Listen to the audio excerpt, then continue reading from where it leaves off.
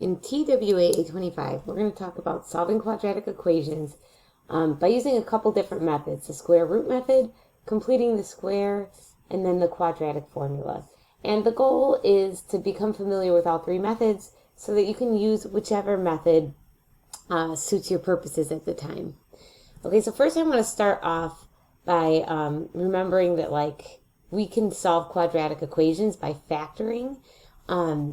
And we'll go over an example with factoring, and that is still a good method for solving these quadratic equations. But the purpose of these videos is to introduce these three new methods, okay? So first of all, look at the equation y equals x squared minus x minus 6. Because there is a variable squared, and you have a sum of terms where each term contains a variable x raised to some whole number power, and the highest power is 2. This equation is called quadratic. That's as opposed to linear, where the equation's like y equals mx plus b. The graph of a quadratic equation is what's called a parabola. And we could see that by plotting points. That's not the focus of today's lesson, so I'm just going to take a look at the graph here. And notice that the x-intercepts here are the points. In this case, I have 3, 0 and negative 2, 0. It's at those points where the y-coordinate it's at height 0.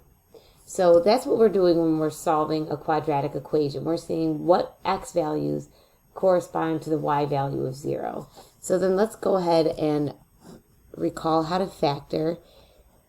If we're using the AC method, we're thinking about what two numbers multiply to give you negative 6 and add to give you negative 1. Well, I'd say negative 3 and positive 2, right?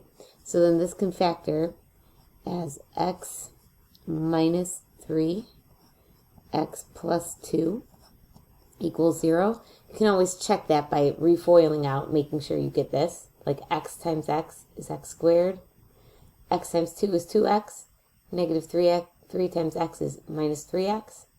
2x minus 3x gives you this middle term, negative x here. And negative 3 times 2 is negative 6. So if you multiply this all out, you would get back to where you started from, right? All right, and then we think that when you multiply two quantities together, how is it that you could get 0 out? Well, either the first quantity has to be 0 or the second quantity has to be 0. That's the only way you get 0 when you're multiplying. Like one of those factors has to be 0. So to finish solving, we set each factor equal to 0, and then we solve those equations. These ones are now easy to solve. Add 3 to both sides. Subtract 2 to both sides. And we get our two solutions, which do correspond to the two x-intercepts, right? Okay, so let's do another example where we solve using this method of factoring. Notice I've got 2x squared minus 3x equals 0. This one is strange because it looks like I only have two terms. But in fact, you can think of the third term, being just 0. And when you have two terms like this, you can try to factor out a common factor from those two terms. So they both have a factor of x, so I'll pull that out front.